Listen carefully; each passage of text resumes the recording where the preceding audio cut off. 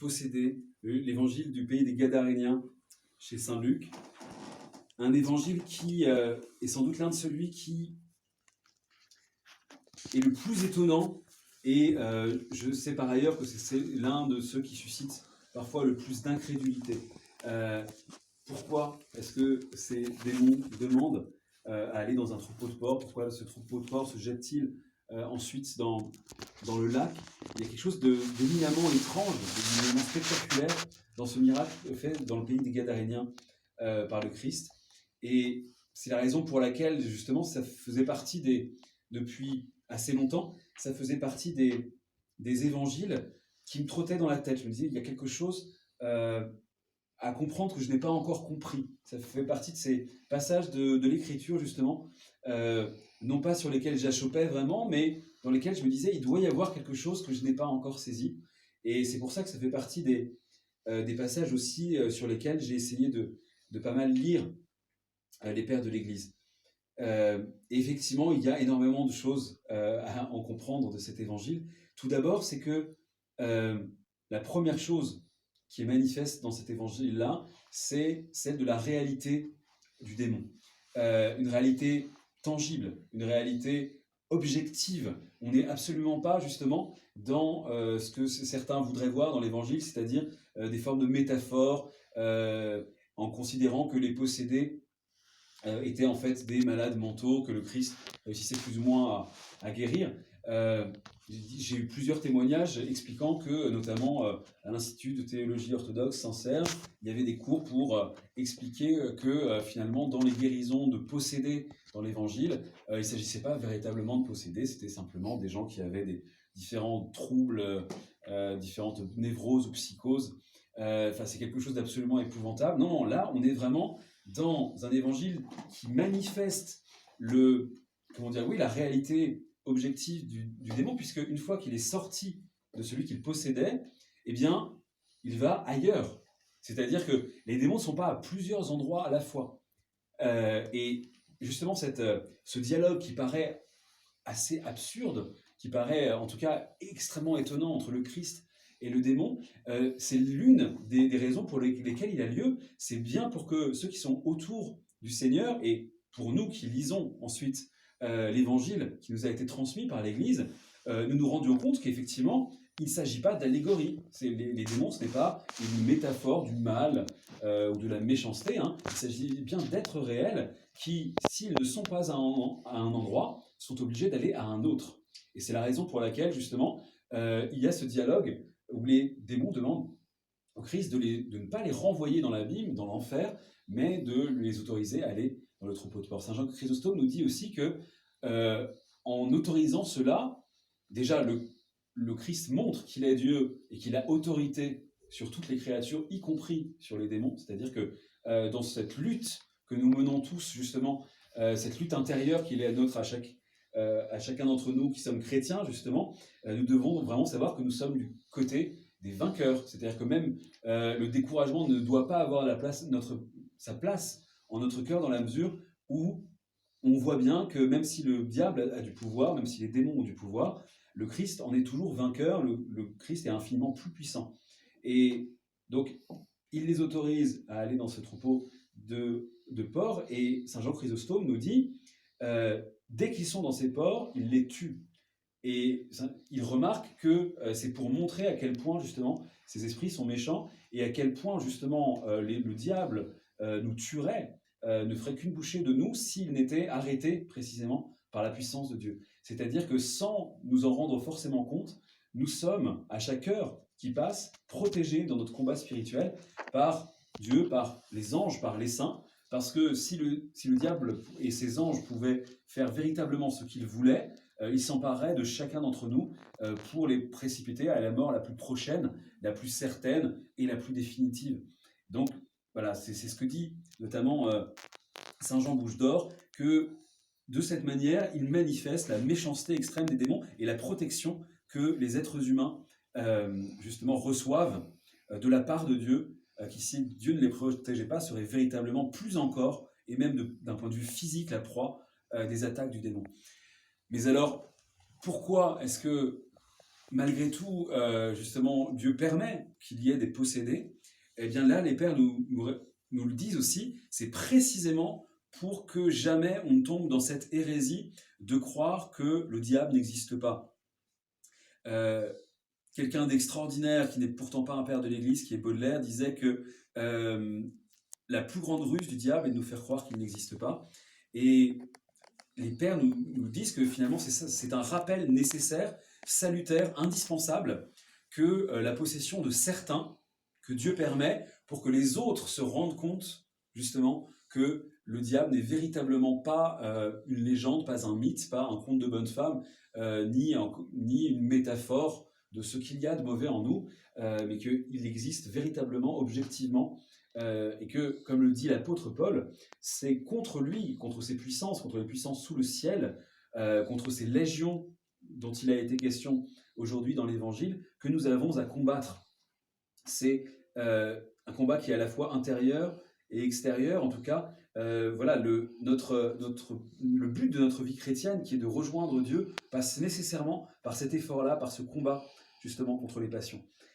Saint Jean de Kronstadt disait aussi que, bien évidemment, il y a des cas de possession avérés, complètes, des gens qui sont véritablement habités pendant un moment de leur vie par le diable. Et Dieu merci, justement, le Seigneur nous montre, grâce justement à cette intervention miraculeuse, et ensuite grâce à l'Église qu'il a fondée, dans laquelle il y a des prières d'exorcisme. Donc ces possessions peuvent être justement guéries, on peut prier pour qu'elles n'aient plus lieu, mais Saint Jean de Kronstadt nous rappelle que même si c'est beaucoup plus manifeste et beaucoup plus visible dans ce genre de cas, d'une certaine manière, nous sommes tous aussi des possédés, c'est-à-dire que tant que une passion demeure en nous, tant que nous nous détournons du Christ, tant que, comme justement les Gadaréniens, après avoir été libérés par le Christ, libérés par le baptême, nous nous détournons de lui, nous préférons justement nos activités mondaines, nous préférons nos passions, nous nous mettons en colère, nous avons des pensées de jugement sur autrui, de haine, de rancœur, etc. Enfin, tous les péchés dans lesquels nous pouvons tomber. Et bien, d'une certaine manière, à chaque fois que nous faisons cela, nous avons la même attitude que les Gadaréniens. Alors que le Christ est venu, alors qu'il nous a délivrés, eh bien, nous lui demandons d'aller voir ailleurs. Nous le chassons, en fait, de notre cœur, au profit, justement, d'autres choses qui nous semblent plus importantes. Un autre sage disait, si l'amour ne tue pas le moi, c'est le moi qui finit par tuer l'amour. Donc il faut véritablement comprendre qu'on ne peut pas se mettre à la place de Dieu, et si nous avons certaines passions qui nous tirent vers le bas, il faut toujours demander au Seigneur de nous en délivrer pour que véritablement nous ne soyons jamais dans cette attitude terrible de ces Gadaréniens, justement, qui, alors qu'ils viennent de voir un miracle éblouissant de leurs yeux, parce que le texte de l'Évangile nous dit que cet homme possédé, il le connaissait. Dans un autre évangile, on nous dit qu'il y en a deux, d'ailleurs sans doute parce qu'il y en avait un qui était plus connu dans la ville, peut-être un notable, en tout cas quelqu'un qui était possédé depuis extrêmement longtemps. Donc il était très connu dans la ville, tout le monde le connaissait. On imagine bien que s'il avait des crises comme ça dans les cimetières, en hurlant, il était nu, il brisait ses chaînes, etc. Voilà, tous les voisins pouvaient en être témoins. Ils voient que le Seigneur l'a délivré, et pourtant, à cause de leur cupidité, eh bien, ils se disent il ne faut surtout pas que le Christ reste auprès de nous, parce que déjà, il vient de nous créer un manque à gagner absolument terrifiant avec ces porcs qui sont allés se jeter dans le lac. Donc c'est quelque chose de terrible. Ça, c'est des choses que j'ai peut-être déjà dites à d'autres années quand j'ai commenté cet évangile gadarénien, mais une chose que je n'ai jamais dite jusque-là, parce que je m'en suis rendu compte justement qu'hier, en travaillant un petit peu sur cet évangile-là, c'est que les pères ont aussi, comme ils le font très souvent, vu dans cet évangile quelque chose qui est une allégorie, qui est une annonce de ce qui va se produire, avec justement se posséder comme étant la figure des gentils, la figure des nations païennes qui sont justement appelées par le Christ, délivrées par le Christ, justement de leur culte idolâtrique démoniaque en réalité. Donc les nations païennes étaient possédés globalement par le diable. Leur religion, justement, était, comme le disait le roi David, des cultes démoniaques déguisés. Ils sont baptisés, ils sont délivrés, justement, de ces cultes-là.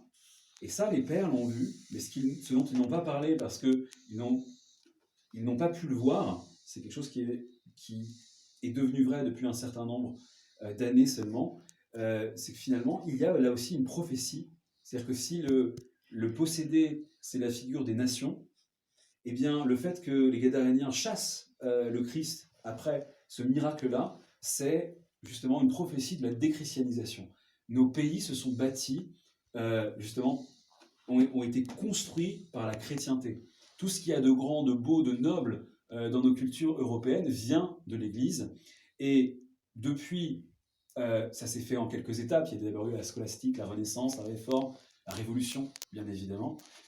Mais on constate que progressivement, dans l'histoire, eh bien, les Européens ont voulu chasser de plus en plus Dieu de leur cœur, alors même qu'ils sont héritiers de tous les miracles qu'il a accomplis. Depuis le baptême de Clovis, justement, jusqu'à je sais pas, au couronnement de Louis XVI, on voit bien qu'il y a une protection particulière de Dieu sur la France, en l'occurrence, sur les pays d'Europe en général plutôt. Et finalement, malgré tout cela, malgré le fait que tout ce que nous avons de beau, de grand, de noble, nous le devons à l'Église, eh bien, on voit bien aujourd'hui que dans la sphère politique, dans la sphère médiatique, évidemment, il y a un reniement très très net, une laïcisation dans le pire sens du terme. Hein. Et donc, je crois que c'est aussi de ça dont il est question dans cet évangile. Comment est-il possible, après avoir assisté à tous les miracles que faisait le Christ, y compris dans notre culture, dans notre civilisation, voilà, nous, on est par exemple, la France est le premier pays du monde qui ait interdit l'esclavage, sous l'influence chrétienne, justement, d'une de ses reines, la reine Bathilde, qui était elle-même une ancienne esclave. Ça, c'est au christianisme qu'on le doit. Là, tout ce qu'il y a de beau, justement, en nous, chez nous, vient de là, et pour autant, voilà, on a peur, on est effrayé par le Christ, et on lui demande d'aller voir ailleurs.